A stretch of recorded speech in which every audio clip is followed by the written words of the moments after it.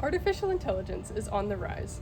Most people are familiar with platforms like ChatGPT or Google's Gemini, and most people even use it on a daily basis for things like finding recipe suggestions, answering questions about health concerns, or even finding something like car maintenance tutorials.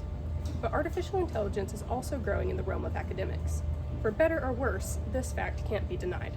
Here at Troy University, an AI Forward initiative has been put in place to help guide professors and students in the proper ethical use of AI technologies in the classroom. We talked to Dr. Richard Newts, who is the director of this new initiative, to learn more about it. The initiative started because Dr. Kerry Palmer, who's the provost of the university, he felt like the university needed to get up to speed, and we in the English department had already implemented our AI Forward curriculum for our composition classes, and he wanted to see us help lead the rest of the university in that as well.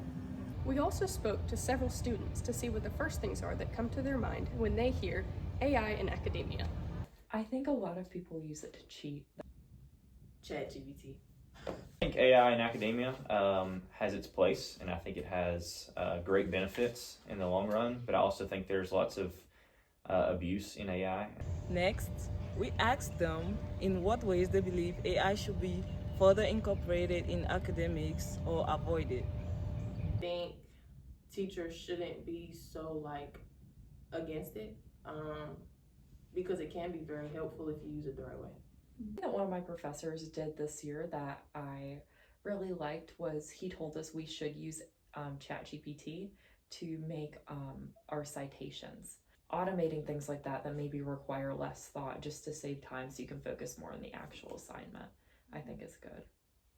I think writing papers for you is a no-no, I would say. I think it's great to check your paper. That's where I think AI is great for checking and validating what you've done and what you have created on your own. I think it gets abused where people will think that I can just let AI work for me instead of work with me. Here's the thing.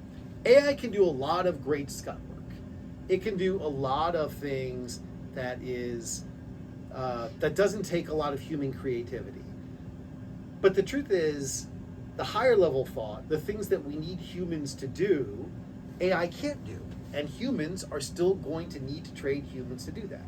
With the growing emphasis on AI use in the classroom, we were curious how they thought this was impacting students' overall learning experiences. I feel like a lot of students have become dependent on AI, not using their brains anymore. They're just so quick to pull their phone out and be like, what's this? And we're not learning how we should be anymore. I think it's pretty negative overall. I mean, there are a few good things here and there, but overall, since the advent of the rise in popularity of ChatGPT specifically, I think it's led to not only those students who do use it to cheat, to their degrees being devalued and things like that, but I think it also hurts students who don't use it because it's you're essentially having to compete with an AI, who's able to scour the internet when it's you only have a brain. And I think if you are using it for you and not in place of your own mind, it's great. I think we can learn from AI and we can incorporate it to help us work faster.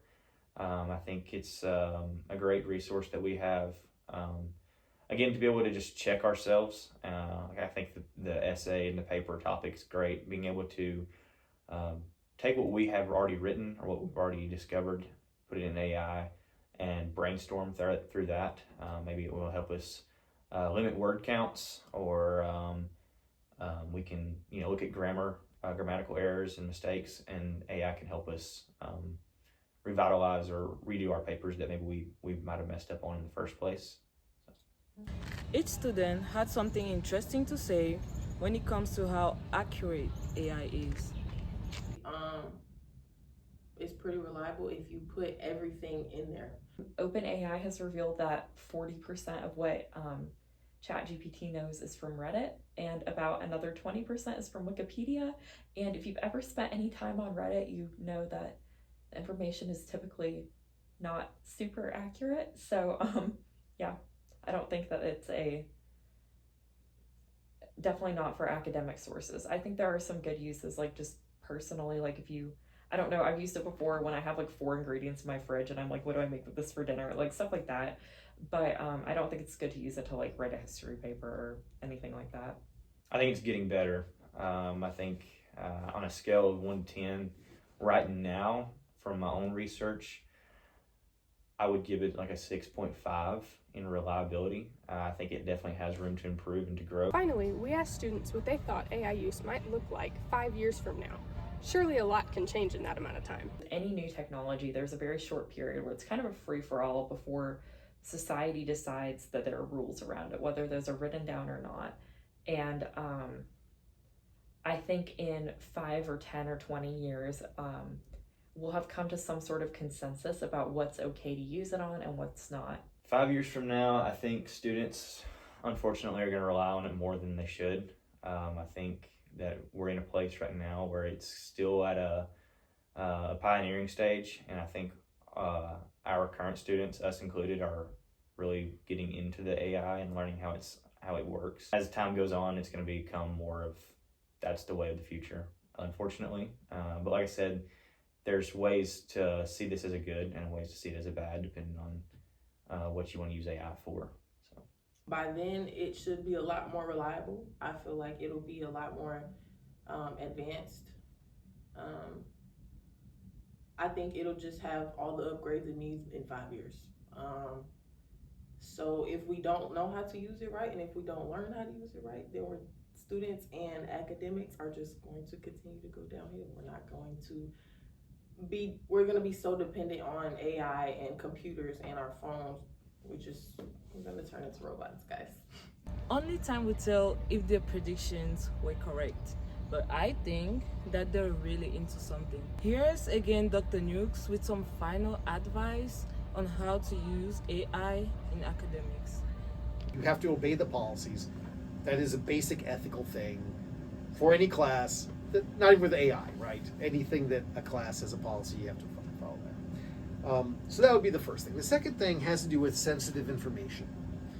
You know, these AIs are trained on what you put in them. And so if something is not your information to put in there, you should not put it in there. Dr. Nook's mantra was too good not to share. What my mantra is, the robot should work for the human should not work for the robot.